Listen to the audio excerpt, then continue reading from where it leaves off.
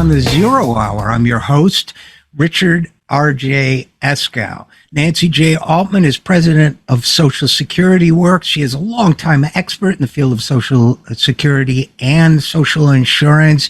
She is also the author of several books on that topic, the latest of which I believe is Social Security Works for Everyone. And there have been some political developments, as we've discussed earlier in the show, regarding Social Security. So I wanted to have her on to update us about that.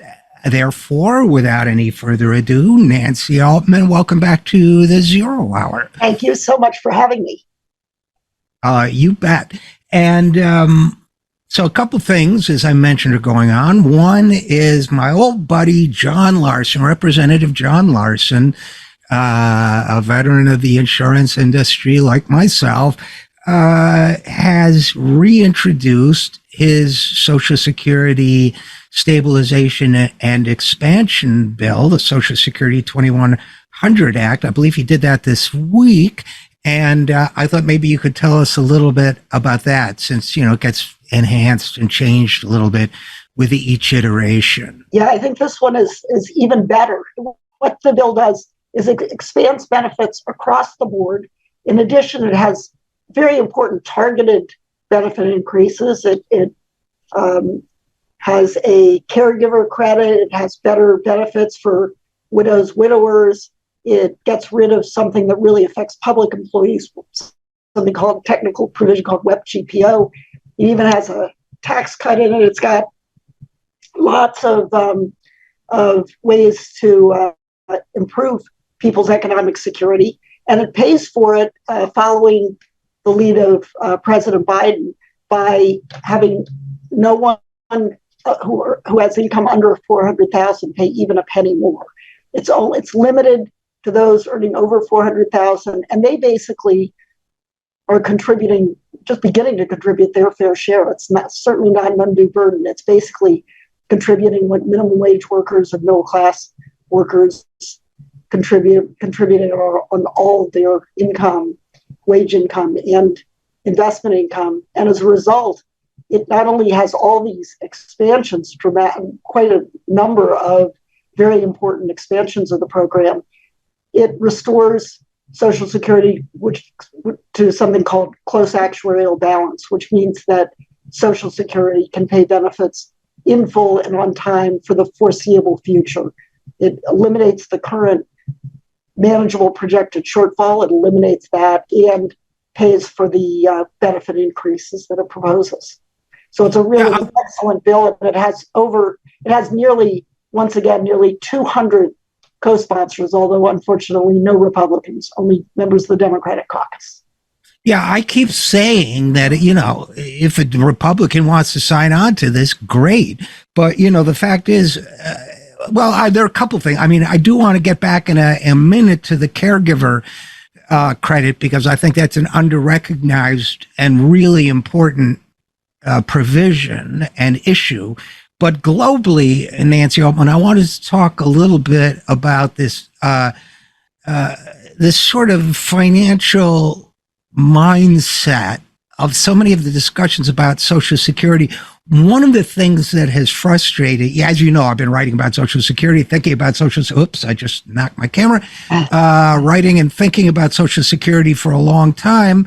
But one of the things that's frustrated me about the conversation is, first of all, you know, it's based on the attacks on Social Security, the attempts to cut it are based on misapprehensions of how government funding and financial flows work and that sort of thing. And while I do feel somewhat hamstrung by the way the conversation is structured in general when it comes to government spending, the fact is that no matter how conservative, quote unquote, your person's framework is for government spending, something like the John Larson bill expands Social Security in meaningful ways while meeting all of the objections that traditional economists and kind of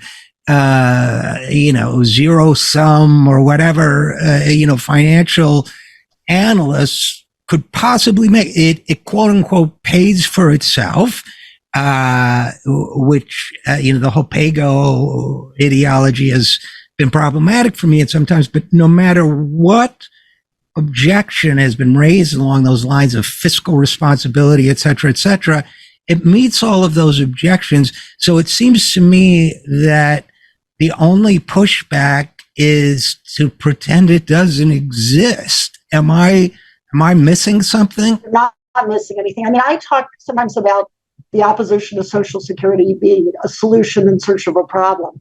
That because every concern they express, oh, the economy, oh, the deficit, oh, this, oh, that, the answer is always cut benefits. There's never a solution that's not cutting benefits.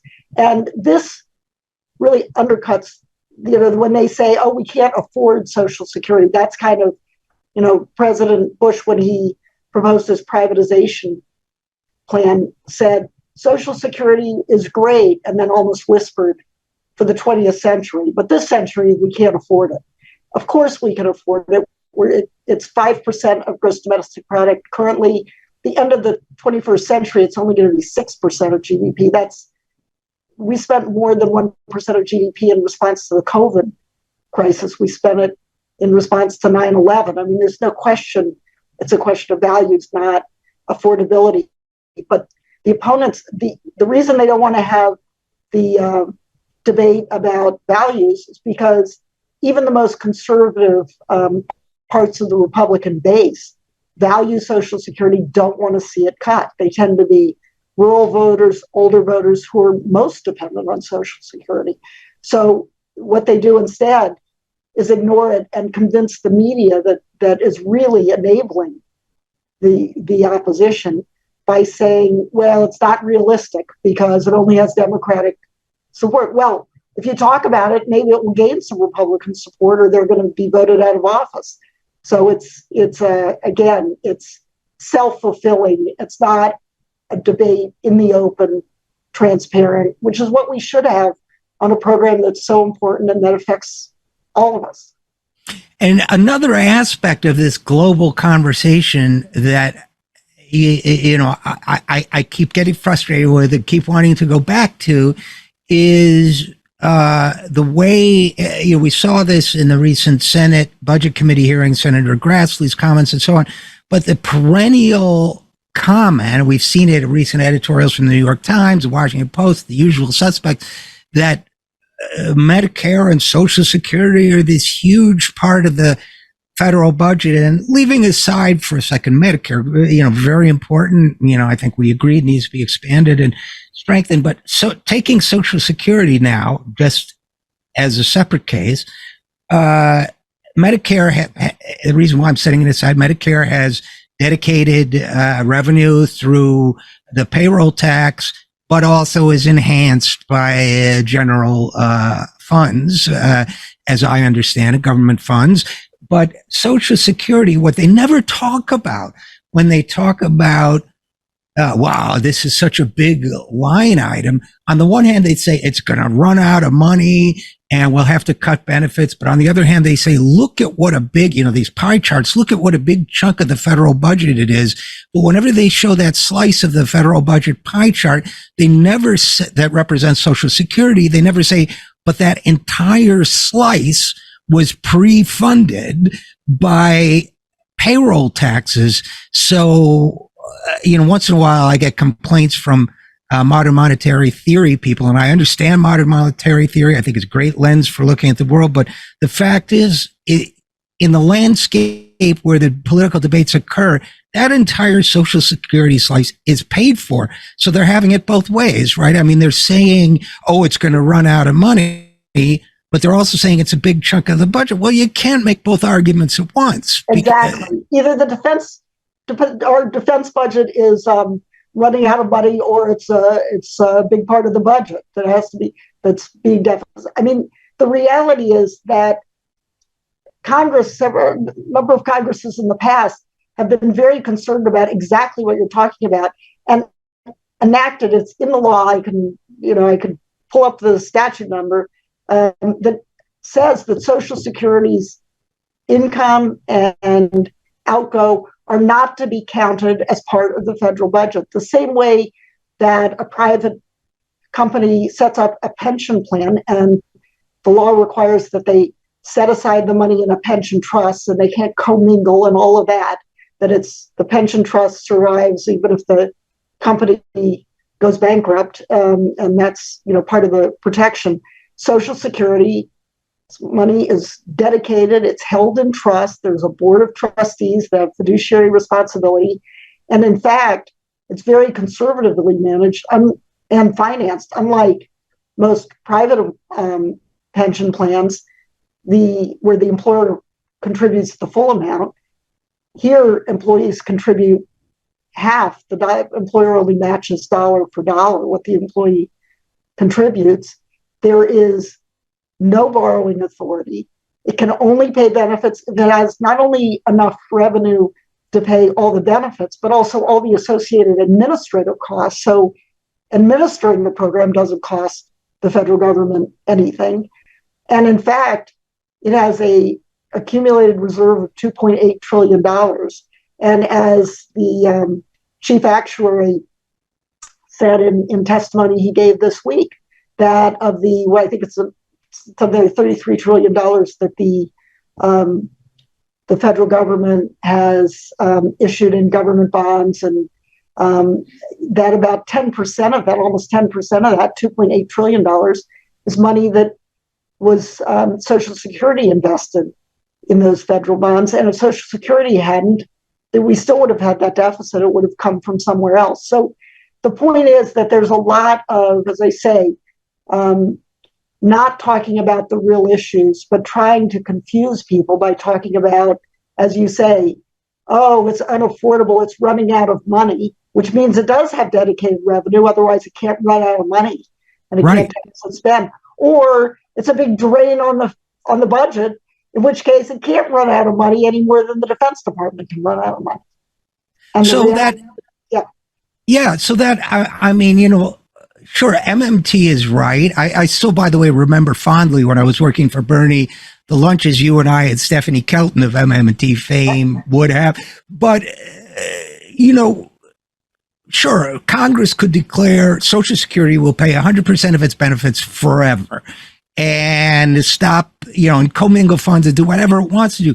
But the fact is, if we accept the frame that it's a self-funded program, which is the only frame they have to argue for cuts on, then you have to take seriously proposals like John Larson's that say, okay, fine, let's increase the revenue. And that basically is what I think the whole conversation is finally, I hope, but you can update us on this, is finally coming down to is that we can say, okay, if we're going to say, as Congress has said, FDR supposedly said, it'll be funded this way so that no damn politician can take our money.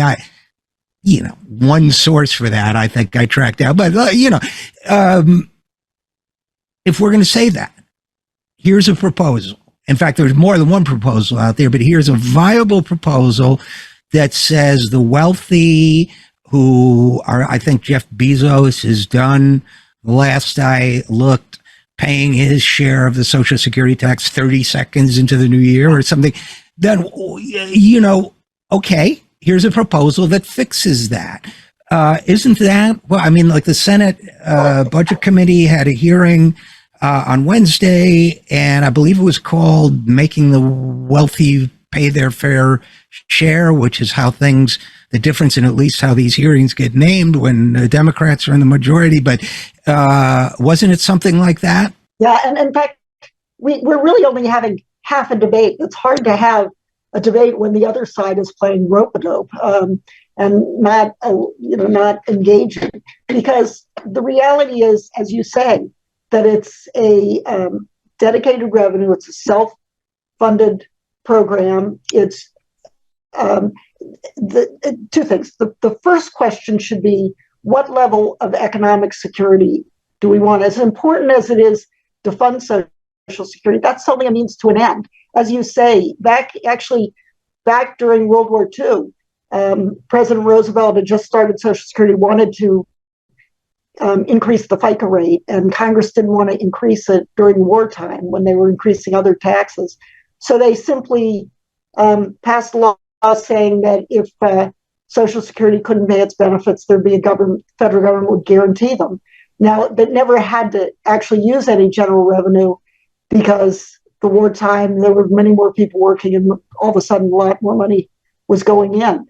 And that got repealed soon after the war, and it's back to being a dedicated source. But Congress could do that tomorrow. But if they don't do that, and most advocates think they shouldn't, because it is a pension plan separate and apart, there's a manageable shortfall. So the first question is, how large should the benefits be? And everyone agrees the benefits are too low. And then what's the fairest way to finance them? And the only way to reduce the deficit, and this is sort of having a conversation in a vacuum, it's just playing a mathematical game rather than thinking about what the goal is. But if you're playing the mathematical game, you can bring in more revenue, or you can cut the benefits and have lower outgoes. So the Democrats had their hearing in the Budget Committee. Senator Whitehouse has a proposal that more than funds Social Security. Senator Sanders and Warren have a proposal that funds Social Security for the next 75 years and beyond. The Representative Larson has his bill with almost 200 co-sponsors that funds Social Security for the foreseeable future. None of these have benefit cuts. So they say, okay, that's our position. What's your position? And the Republicans say, well, we don't like taxes. But when they're accused of, well, then you're favor cutting benefits, you saw them at the State of the Union. I mean, you saw Marjorie Taylor Greene calling President Biden a liar when all he was saying was the truth.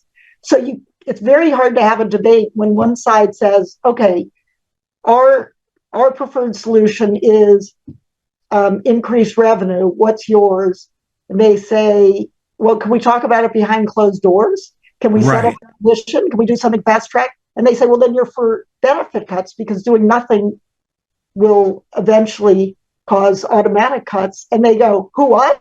How dare you accuse us? I mean, you have, I saw that Senator Mitt Romney was just back in Utah complaining that Congress is doing nothing. Well, you know what his solution is? Go behind closed doors and trust them with a trust act. And you know that it's going to come out with benefit cuts which his constituents will not want. But he'll be able to say, hey, I didn't want that either, but we had to do something. So it's a real game that's going on, but the Democrats are finally stepping up. But I wish that President Biden would. I think he's been great, and he's been very strong about no cuts. But I think it's time for him to, all he has to do is put in the same proposal that Sanders and Warren and Whitehouse and Larson and everybody else they're very similar proposals, and put them out, and then the press won't be able to ignore it. Well, it would be great for policy if he did, and great for politics if he did. I wanted to talk a little bit, Nancy Altman, about messaging all of this stuff. You and I mean, you've been in these trenches since the 1980s. I've been writing about this since, early 2000s, mid 2000s. So we've been through, a lot of struggles and a lot of frustration, I would say, with Democrats accepting wrong framings and things like that. So I wanted to talk to you a little bit about messaging, or, communications as it showed up at least in this Senate Budget Committee hearing. I have to tell you, I started reading Senator Whitehouse's opening statement, and at first, I guess it's like post-traumatic or something. I started to get upset because he starts out saying, my distinguished ranking member and many of the Republican members have insisted we should only focus on rising debts and deficits. So immediately I go, thinking of the Simpson-Bowles Deficit Commission or something. Then he but then he mentions climate change and what that's going to cost. And interesting. And then he says, I welcome a conversation with my Republican colleagues about how to protect Social Security, which, according to CBO, bear with me just for a second, along with Medicare, will make up more than half the spending growth over the next decade. And I started to growl a little bit, worrying.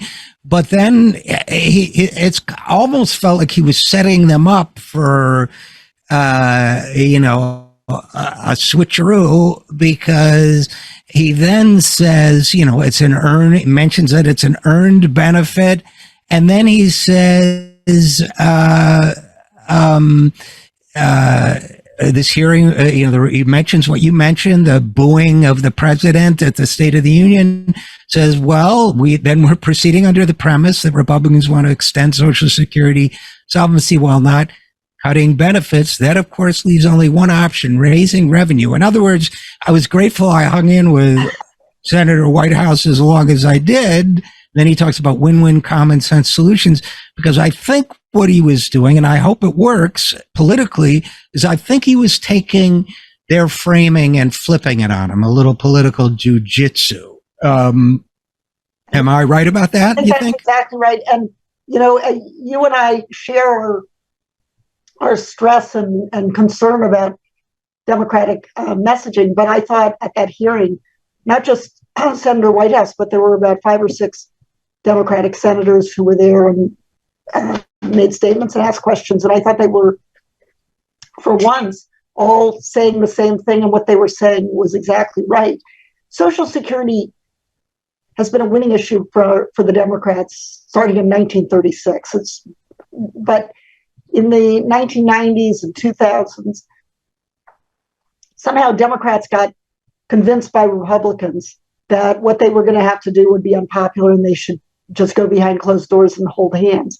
And as a consequence, voters, and especially seniors, didn't know, sounded like the parties stood in the same spot. And in which case you go, okay, well, if both the candidates have the same position, in fact, Barack Obama, during the debate with Mitt Romney, said that he thought he and Mitt Romney basically agreed on Social Security when Mitt Romney had supported privatization. It was ridiculous. But as long as the Democrats are not drawing a sharp distinction, voters, and especially older voters, are going to say, okay, well, we'll vote on immigration, or we'll vote on some other issue.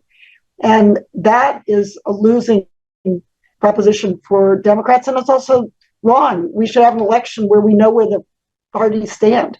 And the Democrats, I felt like they were, as you said, there was jujitsu on the Democratic side. I felt like the Republicans were trying to do that, and the Democrats weren't falling for it. The Republicans kept saying, this is great, we should have a longer conversation, we should all sit around and talk. And the Democrats kept saying, that's not going to get us anywhere. We have to reach agreement, and we can only negotiate if we know what your position is. We've told you our position. Is your position no cuts? And if it's no cuts, what revenue are you going to bring in? And they wouldn't say they were for taxing their billionaire donors, but they also wouldn't say that they were for cuts, which means what they really are for is implicit automatic cuts in the next decade. So I think the Democrats, as long as they can stand firm and not, I believe there's going to be more hostage taking. There was an attempt to take the debt limit hostage, and then that failed. But that's the only way. I think the Democrats have to stand firm and not agree to some behind, smoke-filled room where they come up with that whole, benefit cuts, and nobody knows who's for it and who's against it. That you raise a great point, Nancy Altman, and I think there are 2 risks, but I'd love your thoughts. I think risk number 1 is what you're talking about, the smoke-filled room deal. Well, I guess it's no smoking in Capitol Hill now, but certainly the smoke, the fog of war. But so there's the smoke-filled room threat. And it seemed to me implicit in the Republicans' comment was, or they're just going to stall and do nothing and then blame the Democrats. Their strategy has been to say, okay, the Democrats say, we have a proposal. It balances fiscally. It expands Social Security. What's yours? The Republicans say, well, there's gridlock in Washington. Right? They block everything. And then they say, wow, we've got to stop this gridlock. And Senator Grassley, the ranking member, touches on that. I got asked by Iowans, what are you going to do about Social Security?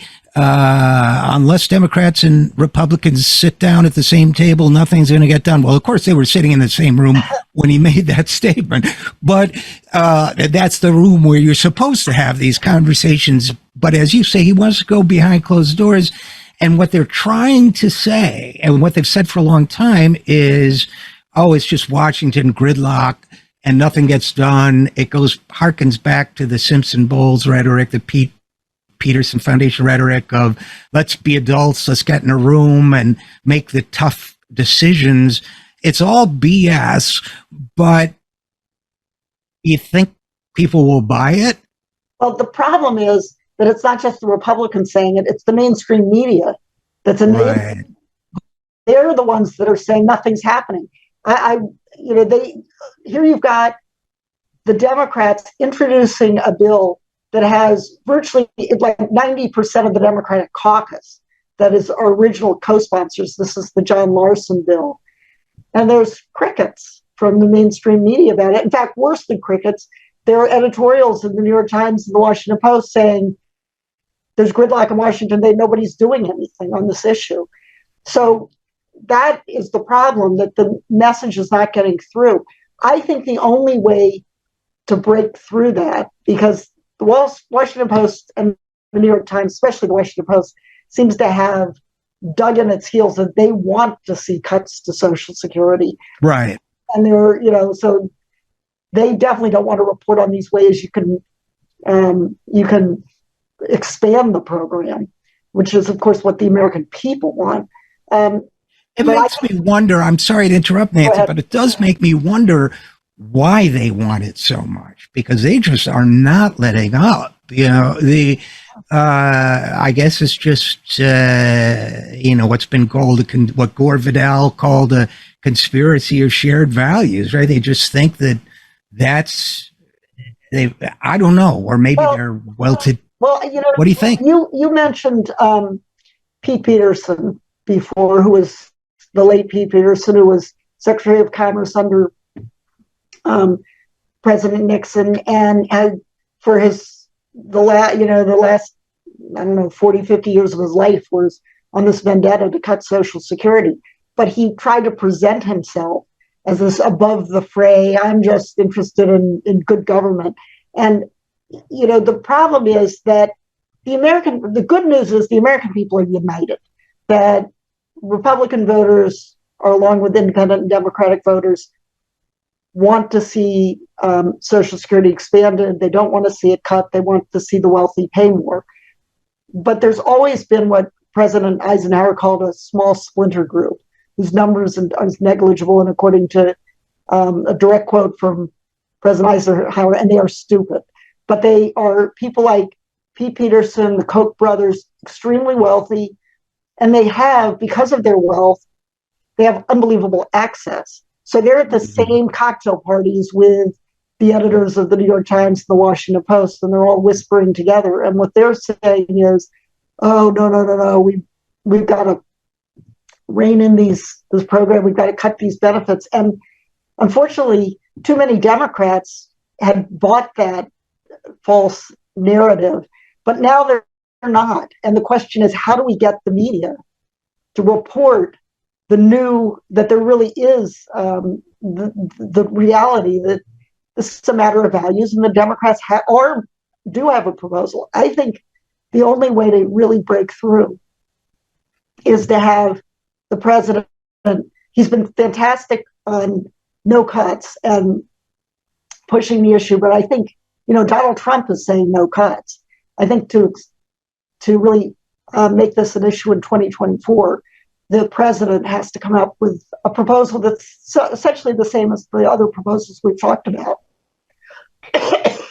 And that gets me to to put that in context, since I do think that Ranking Member Grassleys' statement is a sort of a representative sample of Republican rhetoric on this issue.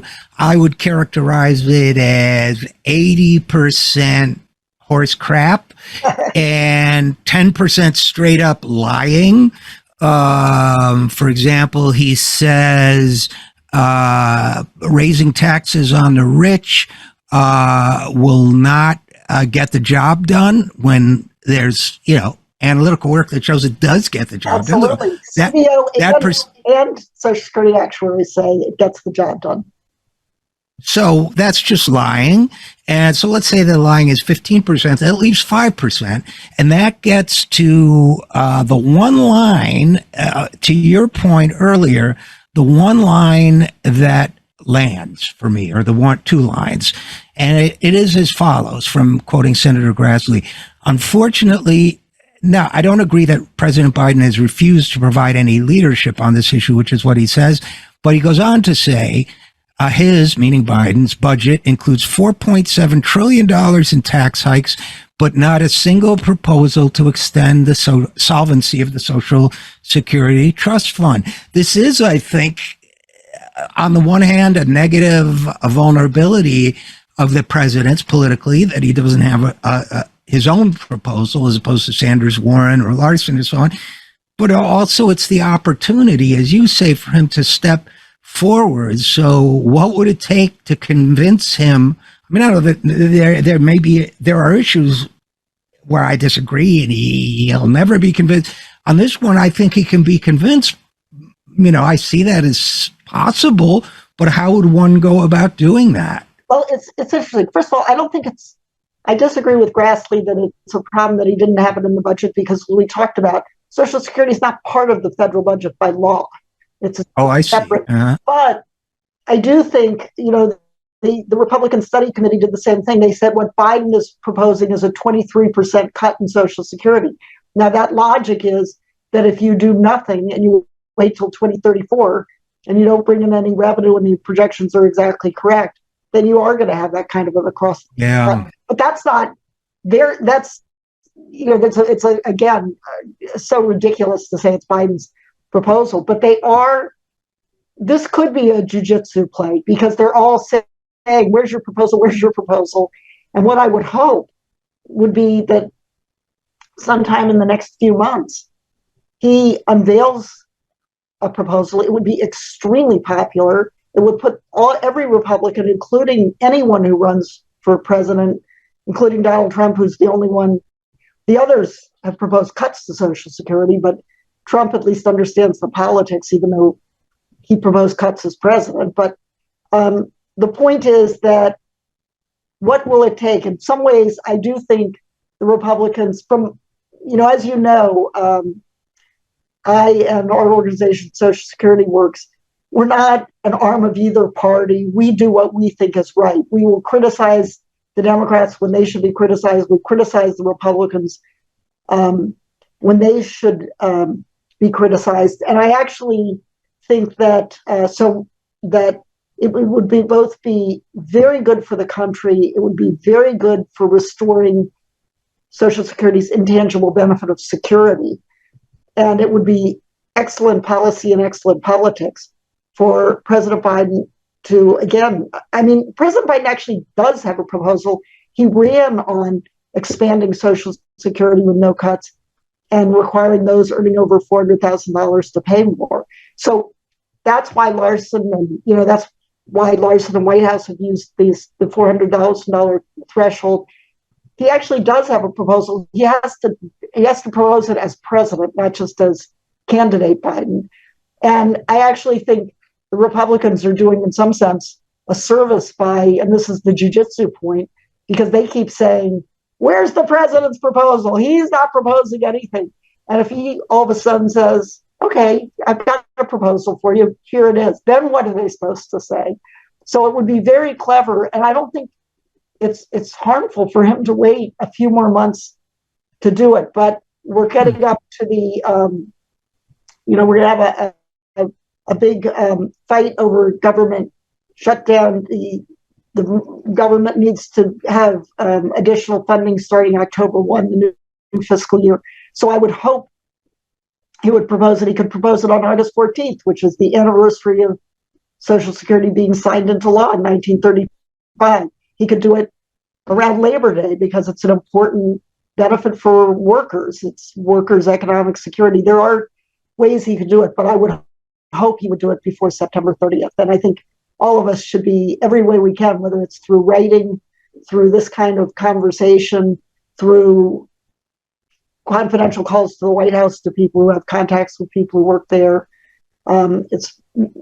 Everyone should be urging the president to unveil a package. And as I say, it could be a composite of what's already been introduced in the House and Senate and would be very popular. And I know the political class of consultants as well as pundits is everybody's talking about how the White House needs to, and the Democrats need to come up with a strategy for the working class. Note that I say, don't say white working class, but working class, because, you know, the commonalities across the demographics are much stronger than any differences.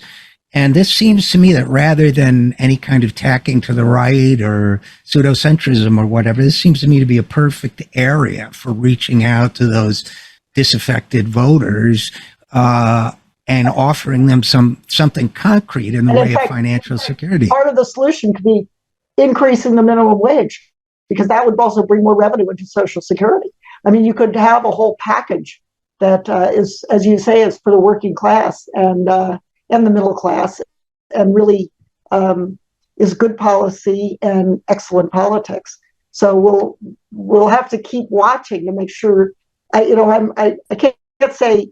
I'm in equipoise. I don't really know, because, you know, you talk about the political consultants, and one unfortunate part about the political consultants is they always tell you to be cautious, which means don't stick your neck out, don't propose anything. And of course, that leads to losing, but they continue to be hired for some reason. This would be a bold play, but I don't think it would. I think it's quite clear it would be extremely popular, especially when you're talking about no one under $400,000 having to pay even a penny more. Yeah. When Democrats say be cautious, I always want to say, how's that working out for you? But unfortunately, we're going to have to leave it there. But Nancy Altman, president of Social Security Works and author of Social Security Works for Everyone. As always, thanks so much for your insights and your good work, and thanks so much for coming on the program. And again, thank you so much for having me. And we'll be right back after this. I'm Richard RJ Eskow, and this is The Zero Hour.